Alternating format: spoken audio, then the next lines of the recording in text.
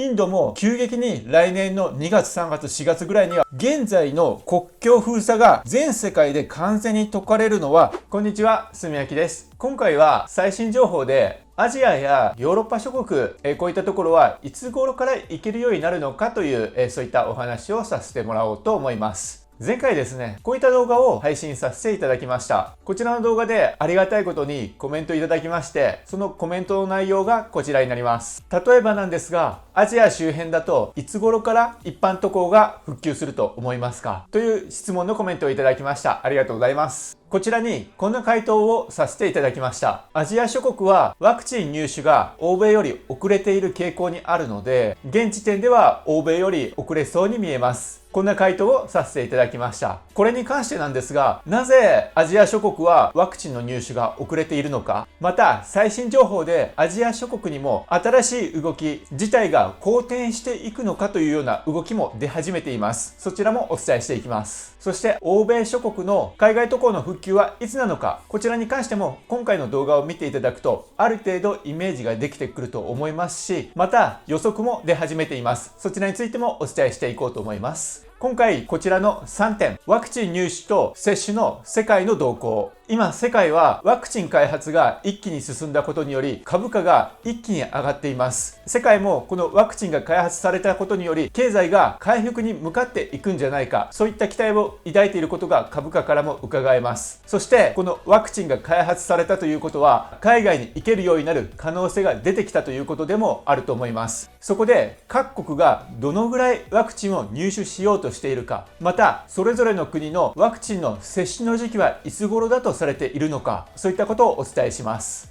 そしてもう一つはワクチン接種の同意の割合。やっぱり新しいワクチンなので副作用あるんじゃないかとか、世界的にはワクチンに関してどれくらい信頼されているのか、日本にワクチンがやってきた時に私たちが実際にワクチンを接種するのかどうかという判断の材料にもなると思いますし、またこのワクチンの接種率が海外旅行が一般化する時期、それを左右することにもなると思いますので、こちらをお伝えしていきます。3つ目は IATA、国際航空運送協会というところがあります。この IATA が主導になって今このコロナ時代でも海外渡航が可能になるようなコロナパスポートというものを作ろうとして今最終段階に入っているんですが、この IATA の海外渡航が可能になる時期の予測、こちらについてお話しさせていただきます。この動画を見た後では海外旅行に行く時期に関してだいぶ頭がすっきりしてるんじゃないかと思います。19歳の時から海外の一人旅を始めて20年以上世界を旅してきて、アフリカには毎年行っている私、すみやきが世界の最新情報をお伝えしますので、ぜひ最後まで見てみてください。このチャンネルでは海外のこととか旅のこと、最新情報いろいろとお伝えしています。これからもお役に立つような情報いろいろとお伝えしていこうと思います。ぜひチャンネル登録よろしくお願いします。それでは世界の最新情報について一つずつ記事を見ていこうと思います。まずは11月29日ロイター通信です。こちらの記事で注目したいところは、まずファイザー、モデルナ、アストラゼネカ、この3社がコロナワクチン製造の大手メーカーのようです。そしてですね、一つ一つの会社を見ていくと、まずこのファイザーなんですが、年内に2500万人分のワクチンを製造するということです。なのであと1ヶ月ぐらいですが、1ヶ月のうちに2500万人分も製造するんですね。すごいスピードだなと思いますが、もう一つモデルナは1000万人分のワクチンを製造する。そしてすごいのがここが一番最大手ということなんでしょうね。アストラゼネカなんですが、アストラゼネカですね、1億人分製造するということです。そしてですね、アメリカはワクチン接種の開始の可能性が高いのが12月の半ばらしいです。はじめ初回分は全米で640万人分が見込まれているということです。そして他の国のことも書かれてます。イギリスではですね、こちらも時期は12月の中頃にワクチン接種開始の見込みということです。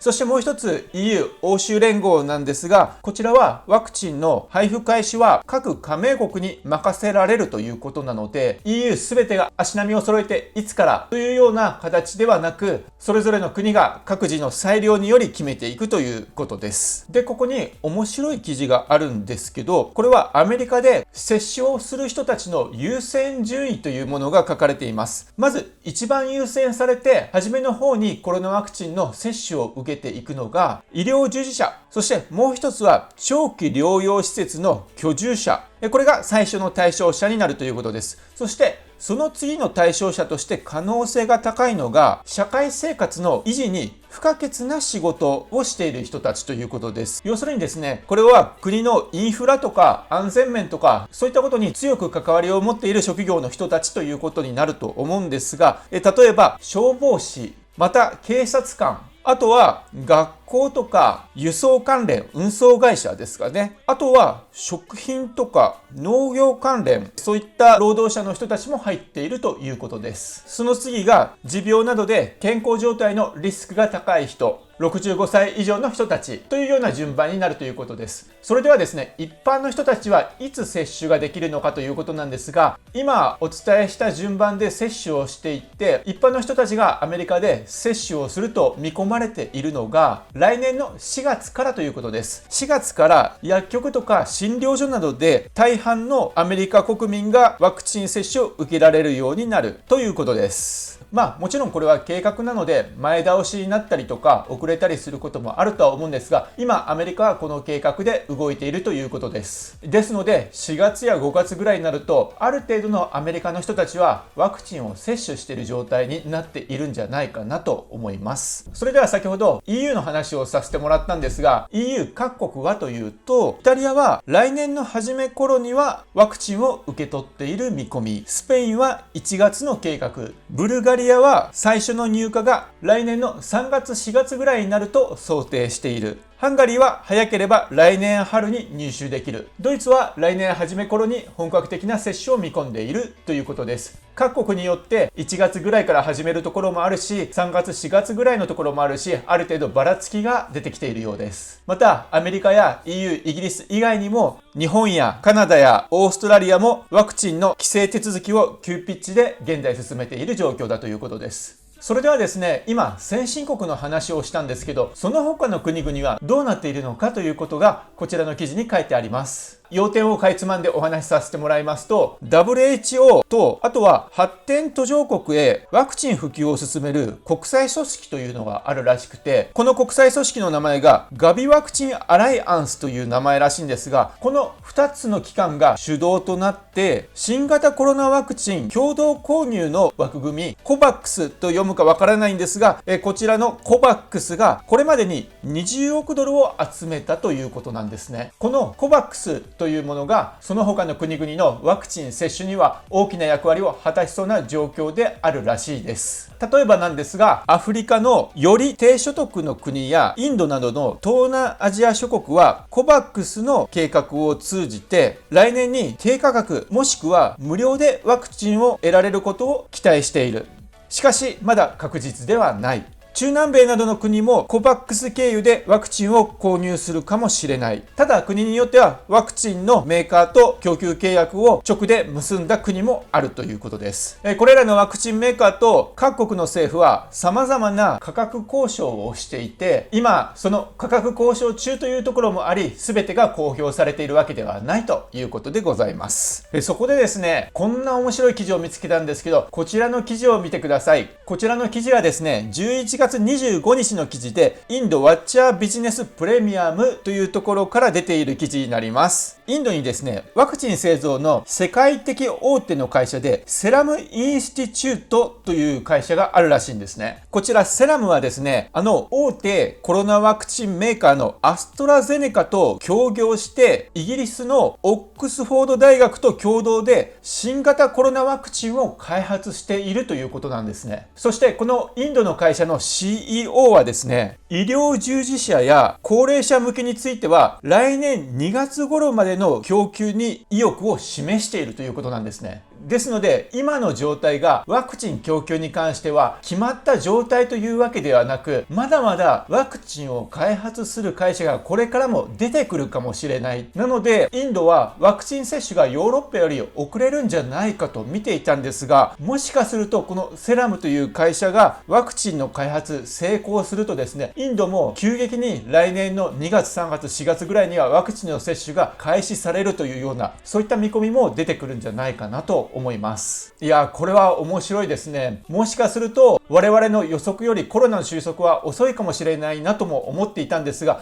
もしかすると我々の予想より早くなる可能性もあるんじゃないかというような、そういった希望も見えてくるなというような記事でございます。それではもう一つですね、このワクチン接種に関して人々がどのくらい信頼しているかということの記事、11月29日読売新聞からの記事になります。ここに書いてますのが、開発が加速する新型コロナウイルスのワクチンについて4人に1人がワクチン接種を望んでいないことが調査で分かった。ワクチン接種については同意するが 73%、同意しないが 23% だったということです。同意する 73% って本当かよって思ったりするんですが、同意する人のパーセントが高い基準を掲載することにより、国民がワクチンを接種するように促しているんじゃないかと。逆に同意するが 73% もあるとちょっと裏を私などは疑っちゃいますけれども、この同意しない理由としましては、副作用への懸念が 34%。そうですよね、副作用怖いですよね。あとは臨床試験の進行が早すぎるが 33%。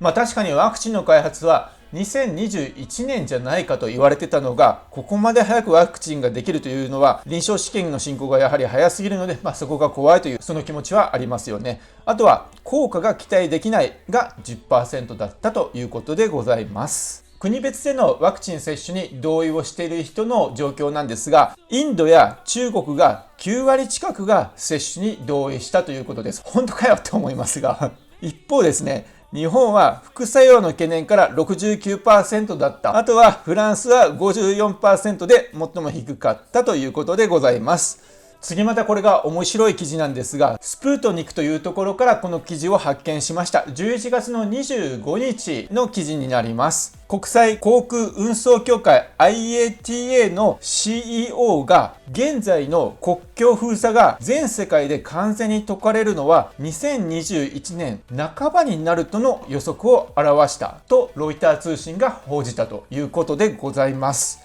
ちょっと早いんじゃないかなと私個人としては思うんですが、ただですね、それぐらいかそれより後くらいには海外渡航がだんだんできるようになってきているのかなというような、そういった希望は持てるような記事たちだったんじゃないかなと思います。アジアやヨーロッパ、いつぐらいから一般渡航できるようになるのかというような、そういったテーマでお話をさせていただきました。いろいろな記事を取り上げて客観的に状況を観察することにより予測を立てていこうというような、そういった話だったんですが、まずはですね、各国のワクチン接種の開始時期、これは先進国に関しては1月から3月ぐらい、またアフリカやアジア諸国に関しては国によってはそれぞれワクチン会社と契約を取り付けている国もありますが、ただ資金が不足しているそういった国もあるので、そういった国は少し遅れるんじゃないかなと。しかしここでインドのセラムという会社のように、まだまだ今のワクチン会社だけではなく新しいワクチン会社が出てくる可能性があるようですので、このような状況になってくると、もっとこのワクチンの接種時期、接種する人たちの割合が多くなっていく時期というのが早まっていく可能性があるということも考えられると思います。そしてワクチンに関しては接種をするということに同意をしているのは世界でおよそ 70% ぐらいの人たちということでございました。ただ私の周りにはワクチンが不安でワクチンは打ちたくないという人も多いので、この数字が果たして確かなものなのかというところは私はちょっと疑念は残るかなと思っております。そして3つ目のテーマとして IATA の CEO の予想として、各国の国境封鎖が完全に解かれるのは2021年の半ばぐらいじゃないかという、そういった予測があるというお話をさせていただきました。本当2021年にそのような時代になっていって、また海外に自由に行き来ができるような時代になっていったらいいですよね。そのことにも期待したいなと思います。ただ海外に行けるようになったとしても、コロナ用パスポートというものができる可能性があるので、